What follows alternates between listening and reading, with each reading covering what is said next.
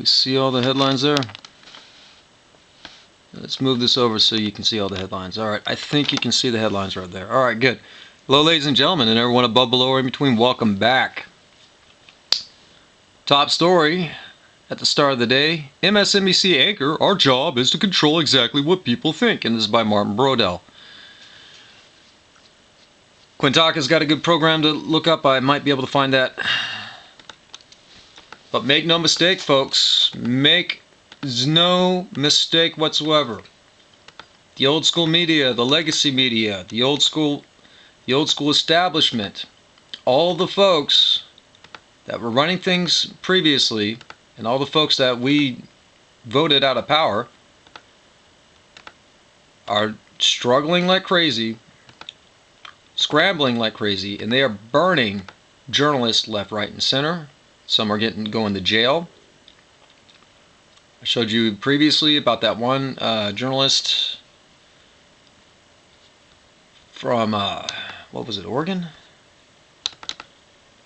Yeah, I showed you about this event right here. Yeah. That was on the Guardian News there. Showed you about that one dude who's just defending himself against the mob. Judge threw the book at him, put him in jail. Let me see what else that we got going on.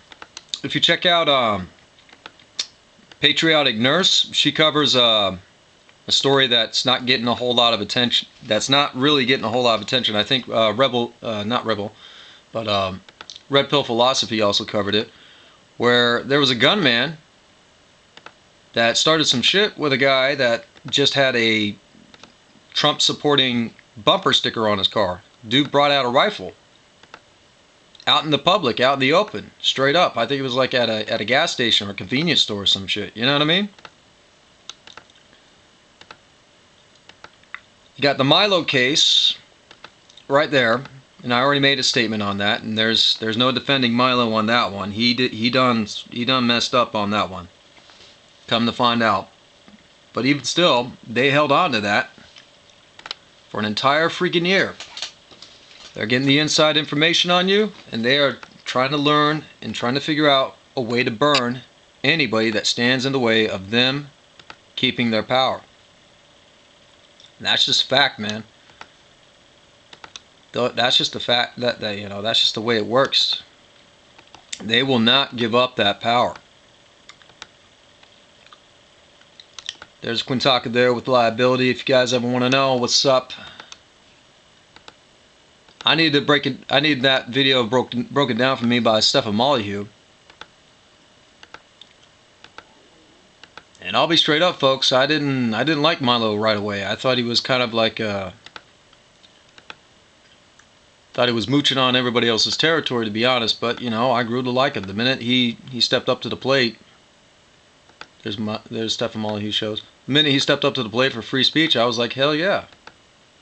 Who could possibly be against you?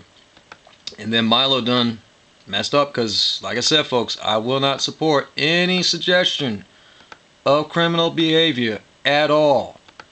Period. All right. Now, what was the name of that one guy? Roosh V, I think it was. He went through a similar case, and he's got a wonderful video on how this happens to several people on multiple occasions. He even used the PewDiePie case as an example. You have the old world desperate to cling to power, and they are just gonna do everything. They will burn you. They will try to shut you up. They will, and if they can't have their way, if you don't, if you don't give up the ghost, or you don't quit, or you don't stop talking the way they don't want you to talk, they will kill you. What's his name? Alex Jones and Mike Cernovich, they have a nice program on that. That would be video number 50 there. Scroll back down to it.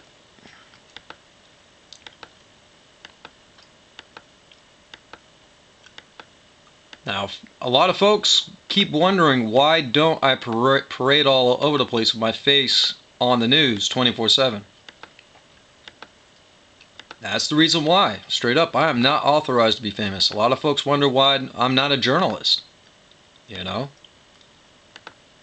And I knew what was going down when during the election between Hillary and Trump. I knew what was going down. Lay low. And just to give you guys an example of some of the tricks that they pull, at one of the Trump rallies, they put it on a live stream, and people were so hungry for change. People are so desperate for change. And people love Trump so much. There was like thousands of people watching a podcast, and nothing was on it. It was just a timer ticking down to the event, to the hour in which the event was going to go. You know what I'm saying? It was just a timer, and I saw like, I don't know how many thousand people, 10,000, 20,000, I lost count. I had to tweet that out. I was like, everybody look at this. You know what I mean? And after I tweeted that out, somebody said, look at what? And then click back on the video and it says 0 watching. But if you look at the live chat stream that was over on the right hand side, people were still talking. It was still chatting. It was like falling up and down on the screen. It looked like raindrops. It looked like the Matrix screensaver. You know what I'm saying? It looked like raindrops. I swear to God, it was just flowing. All that information, all those people, they couldn't wait to see Trump get in there. You know, and that was just during a campaign. I forget which state it was, but everybody, so many people saw that. So many people saw the event in which I'm talking about. It said at 1 minute it was like 20 some odd thousand people just watching 30 hours before the event, just watching a timer tick by. And then all of a sudden, you tweet it out and they're like, no, that's not what you need to see. No, you're defeated. So then they call Google or they call YouTube or whoever, and then they just change whatever you see. They change whatever views that you see. You know what I mean? That's why I don't trust any of this information that we see on our computer screens right now. Particularly nowadays, when we're seeing journalists go to jail, journalists get disgraced. Matter of fact, some of them just served up on a silver freaking platter. As in Milo's case, they found something about him that was not quite right. They sat on that for a whole damn year. They didn't discuss anything with him. They didn't try to stop him. They didn't ask him to step down quietly. No, they disgraced him with a huge, big-ass event. Or at least, to the Republicans, it was a big, huge-ass event. And most of us regular folks, none of us knows what freaking CPAC is. I'll be straight up about that one. I didn't know what CPAC is. I couldn't care less what CPAC is. It was like, oh, Milo's disinvited from an event? Who cares? And then it just ballooned up from there. All of a sudden, you started seeing people come out of the woodwork. Oh, this guy, no, he done screwed up. Disavow. I do not support Milo. I do not support. You saw all that shit. And I was like, what the hell's going on?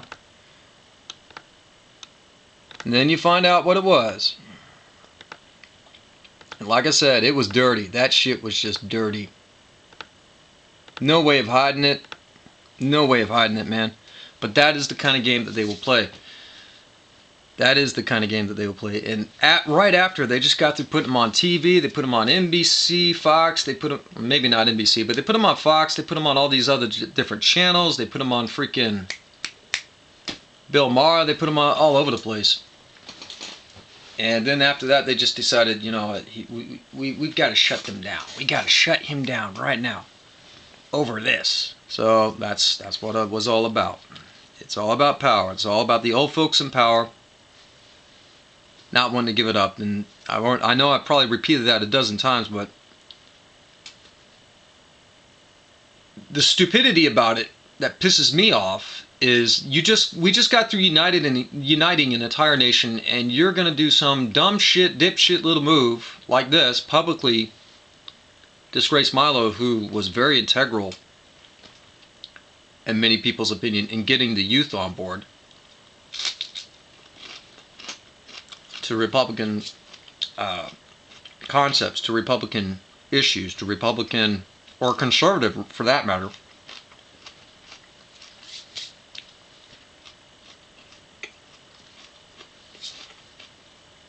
Conservative values.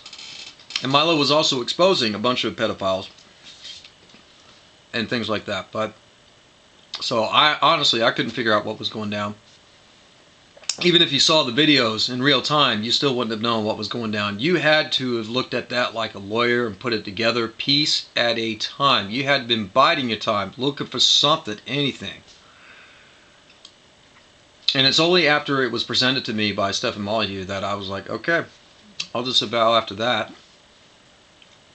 Because he put it together specifically as the same way anybody would serve it up to you like it was a court case or something.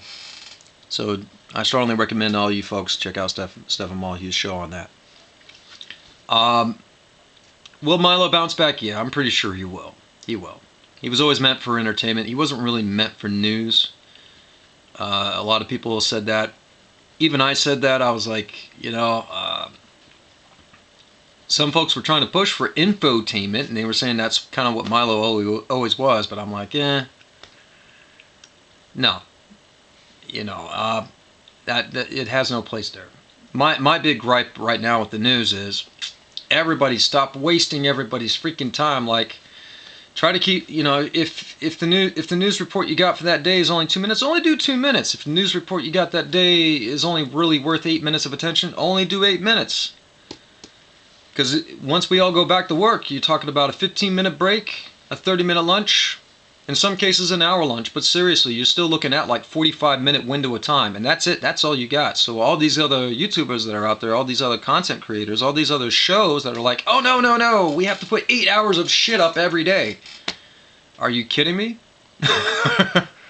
Some of us only check the news once a week. We'll just let the news build up, and then we'll just check it on Saturday, and it's like you're looking at 1,000 freaking hours.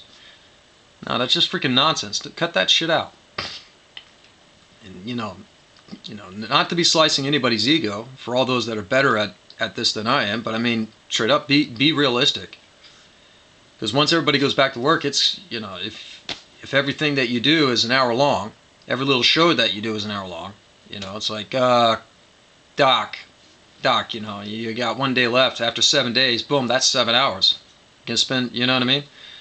You're gonna spend your entire weekend watching just one dude talk to a camera, or you're gonna just spend all day watching 3 guys talking to a camera. You know what I mean? It's nonsense. Cut that out. Gamergate was experimenting with that. I will give them credit for that, but I still don't think they've come up with just the right formula. You know, it's still experimental, and the weekly report, that's something that can be done. So all you guys out there that are entrepreneurial-ish, yeah, grab all the reports. Grab as many as you possibly can. Try to put them together into like maybe a 1 hour, maybe a 2 hour special for the weekend, and I'm sure that'll solve quite a lot of problems. And I'm fairly certain that it will happen. Other than that, yeah, the old news media, they don't want to die. They really don't. They are definitely out running and gunning to get every last one of us that don't think that they should be in charge. They're like, no, we, you know, power to the people, you know what I mean? We voted for it, you know? We got a republic back. But like Rush V said, you know, Trump's got a lot on his plate, he understands, but these, if he's not careful, all of his supporters, the media and the old school folks in power, and the current threat that we've identified as the globalists, they'll take us all out one by one. There will be no election if this shit continues. Because we'll know what the price of speaking out and speaking freely will be. We'll know what the price of standing up for our rights will be. They will eviscerate us individually. So people do have to figure out a way to come together on this. People do have to figure out a way to keep everybody informed. And that's going to be the end of it. Good luck to all. This is the Fox Gibson. Good luck on your projects. Peace out.